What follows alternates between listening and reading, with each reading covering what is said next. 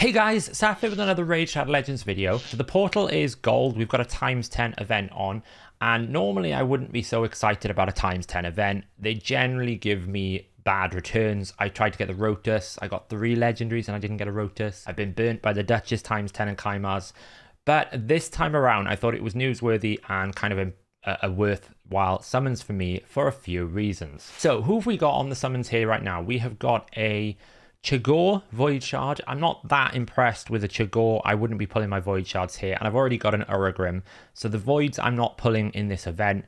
We've got some pretty good epics. Epics for me are not important because I have most of all the epics in the game, and that's not really where my account is looking for right now. However, if you wanted, if you're watching this video and you wanted to know, should I pull my epic shards? Venomage is an amazing lizard, can solo the secret room for lizard men, has got that passive damage reduction, a bit like Geomancers and Duchesses.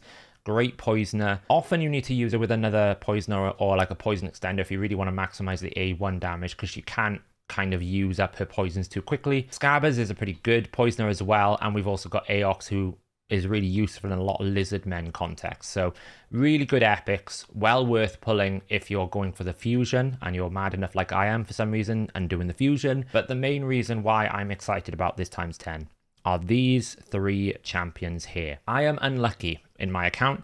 I am not graced with the goodwill for Ice Golem. Let me show you what I mean. So I only run stage 25 of stuff. That's just my personal prerogative. I prefer the chance at 6-star legendaries. Ice Golem is a good dungeon to run these days, and it used to be pretty bad. No one used to run it. However, with the AI tool, Reflex is really good. It gives you a chance of being able to prioritize skills like a Cold Heart, disable the A2 and get more lighter Heart Seekers. It's also very good on people like Armiga. It's great in places like Hydra, where you want that max HP skill back as quickly as possible. Taunting I've seen used more often. I've seen Taunting used in Hydra for that provoke. There's lots more A1 AoE champions now. That's really good.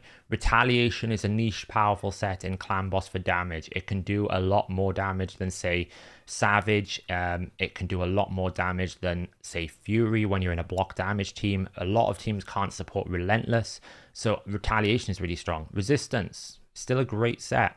Yes, there's a sort of a Fortitude set from Bommel, but Resistance is still a good set to have. There are some very strong sets worth using and getting from Ice Golem. The main problem is these other sets, the ones from campaign, they sell for so little gold. You don't really generate a lot of gold, which is why no one does Ice Golem. But the other problem you've got with Ice Golem is the boss mechanic is a bit of a nightmare. You do not want to be doing any damage to the boss. He will proc that A2 and it will do lots of damage on stage 25. So you can see the problem I've got here. Now, most people beat this boss by running either a double Calvalax with poison exploders. They might run a Bad L solo. Tomb Lord is another good option. I'm kind of running the budget option with Uragrim, basically. I think my team that I've got running here now uses... I've got another team. This is the one I'm running these days with Attire, but it's just not ideal. I've seen some people run Dark Kale, but normally you need the Chimar with it for the A1 poison so that he has something to explode. Otherwise, Dark Kale Chimar is a very good combo. But the waves are never a problem in my team. My Seer will go through it, no problem. It's really when you get to the boss, everything just takes a while, and I'll show you what I mean now when we get there. So when we come up to the boss here, you can see like we've got the 2 minions and the main boss. Now, in an ideal world, I want my Seer, my Venus, and my Renegade to die as quickly as possible, because ultimately all I want is Uragrim and Tyre to run, and I want these minions dead. But it's going to take a while because we've got to first kill the ads, and that's going to take some time, and we've also got to wait for the boss to take a turn. You can see I'm layering up the poisons now. And Uragrim is just not as good at poisoning anymore before his nerf. When he was not nerfed, he did this much quicker. And we're just going to run through. And I'm just going to skip to the end now to show you the time. We're at 50 minutes here. This is ideal. It doesn't matter if everyone dies here. These 2 are built in regen. They're going to survive. And we're going to get through it. But you'll see how slow it takes. So you can see I've managed to get the ads down now. It's taken me about a minute. And now it's quite quick because Tyre is basically acting like a slightly better Dark Kale. She's not negative affinity here. And she's going to be able to proc all those poisons.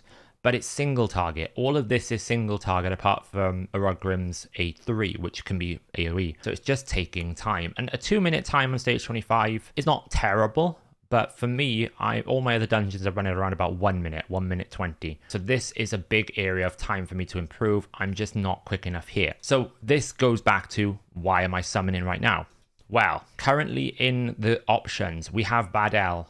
probably the best solo champion that we've had for a while.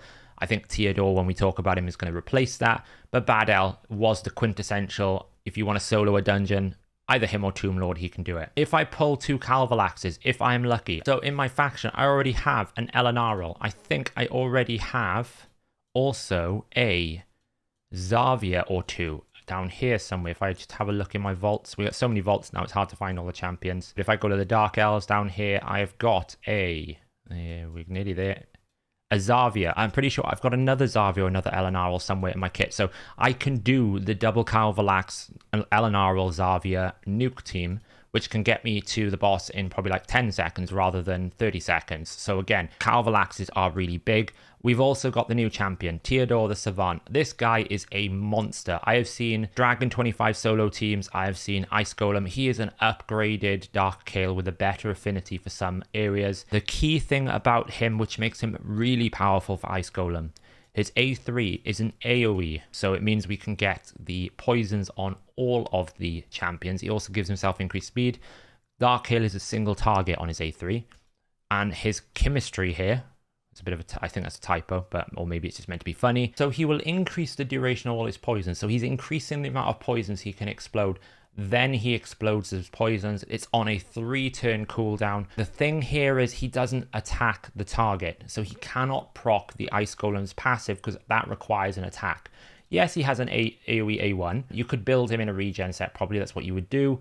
Or you could build him in a stun set if you want to use him with other champions and vice versa. This passive here is nice, I suppose, for dealing with the freezes. If it comes out, it means you can lower your resistance burden, but it's not that important. The key thing to note why he's so good for Ice Golem is 2 of his 3 attacks do not attack the enemy, so you're only really risking anything on this. Don't put War Master on it, don't build him with a lot of damage, and it will be a much quicker clear.